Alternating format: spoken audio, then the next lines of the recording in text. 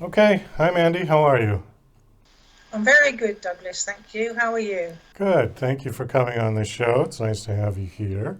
I noticed on your bio it says that you live in Alberta, Canada, but I do detect a British accent. Are you originally from Well, from Britain? Yeah.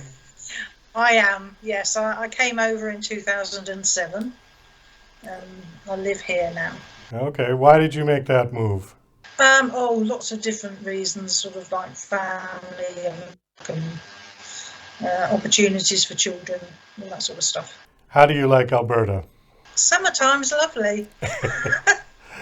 Yeah, you guys The do winters have. are the winters are quite brutal, unfortunately. Yeah, especially from the UK. I mean, I've been to the UK several times, and winter there is pretty mild. I mean, it's wet, but it's you don't get 30 and 40 below zero there. Oh, absolutely not. I think the worst they get is like -5, which is, well, t-shirt weather for us here, I have to say. But Okay, so well, thank you for coming on the show. And so you're here to talk about your books. You've got 10 published books, is that correct? I have, yes. Okay. And looks like there are various genres children's books, young adult, and adult books. Is there any particular theme that runs through all of your books, or are they just all completely different? The genres are different, but I've looked at the sort of the basis themes of most of my work, and I found that a lot of it is love for yourself, love for the environment, friends, family. So there are sort of threads of love for, you know, most of your life woven into them, and the sort of self-esteem and self-love. So Have you been a writer your whole life, or were you doing something else prior to the books being published? no, I didn't actually start writing at all until I came to Canada. Although I've been creative most of my life, for whatever reason, writing wasn't something I delved into.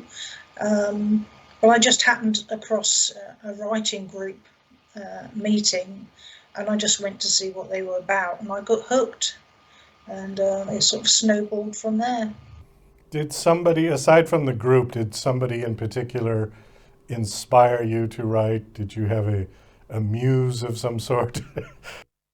Well, um, well, I think the group is sort of quite eclectic mix of people.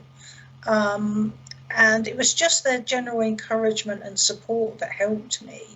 A couple were sort of more influential than others because we sort of clicked friendship wise.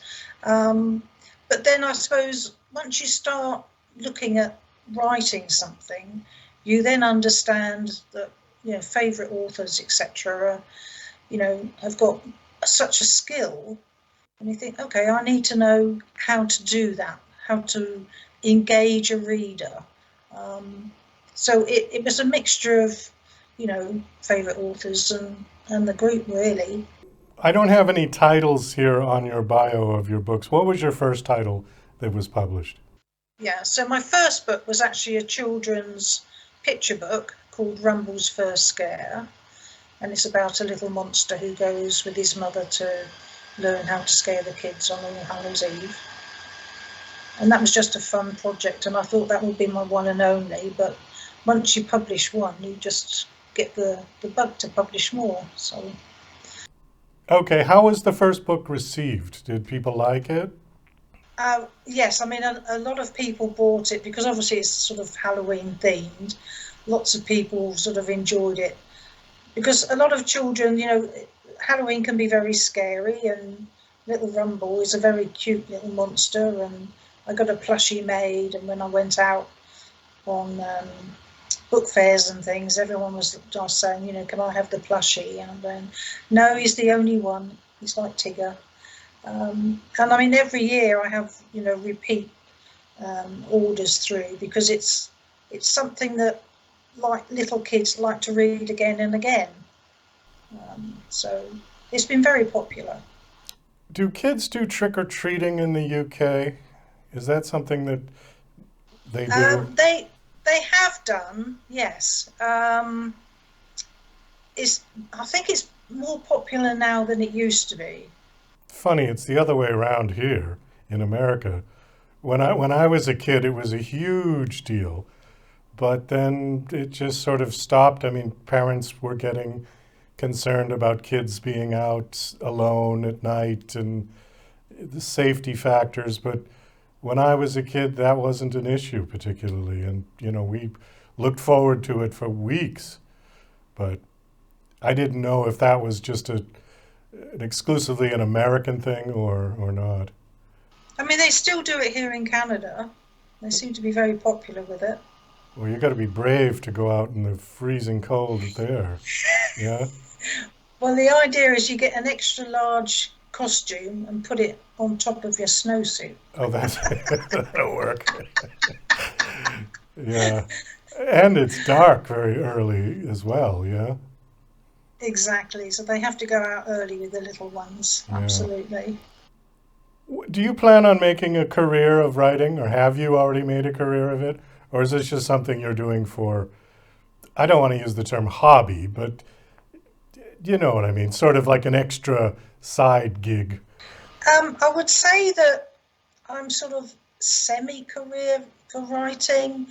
Um, I've finished work back in September, so now I'm a free agent, and I'm using the time to sort of expand time for writing, um, and I'm enjoying it more because I haven't got this finite amount of time, like weekends and evenings. So I'm enjoying more freedom to say, right, today I'm writing, I'm not doing anything else. So I mean, I think I've sort of put it up a gear, to be honest. Okay. So you're not working a proper job as well Not as doing the anymore. right. Not anymore. Okay. All I'm right. loving it. Well, that's great. That's super. Like I said, we don't have any of your titles, so give us one of your adult books that you've had published. The last one I did, which is, you could say it's YA/adult, was Mulgraph's Dawning. And this is the prequel to a series, which is, the series is set in medieval England. And Malgraph is actually the antagonist in the series.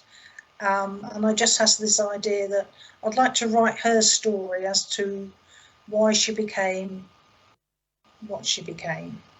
And that was a fun project, to actually sort of go to the dark side. And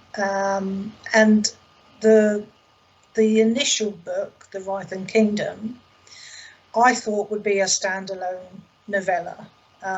But I had so many people contacting me and asking where the second one was. I made sure I wrote a second one called The Writhen Legacy.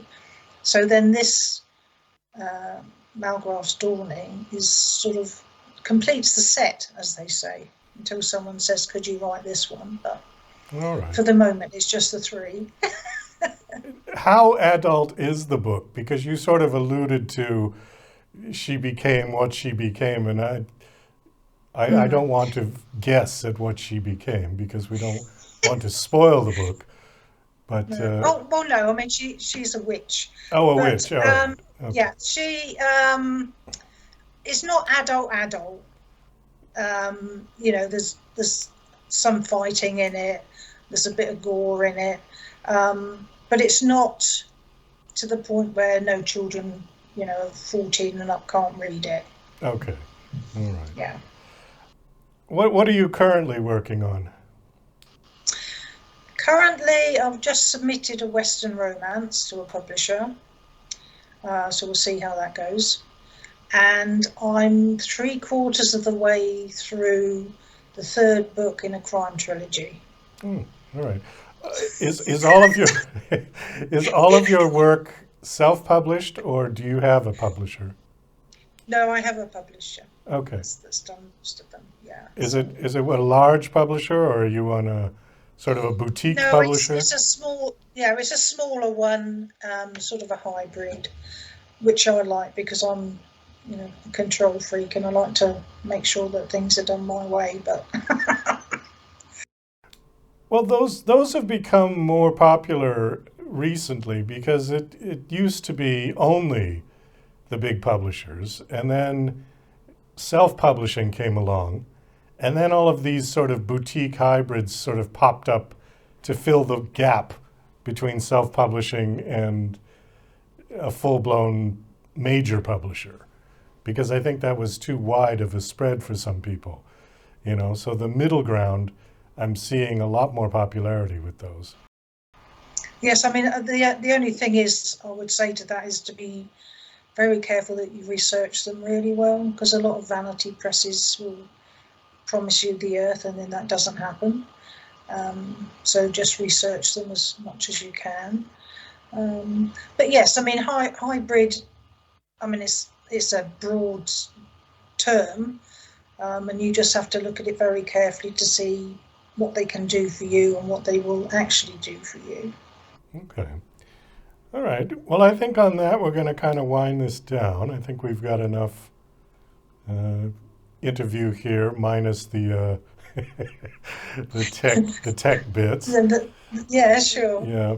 My last question is: do you have a website that you want to give out? Sure. www.mandyeve-barnett.com. Mandy Eve-Barnett. Okay. All right. Yes. All right. Well, Mandy, thank you so much for coming on the show. It was nice having you here. Best of luck with your work. Thank you for having me. It was a pleasure.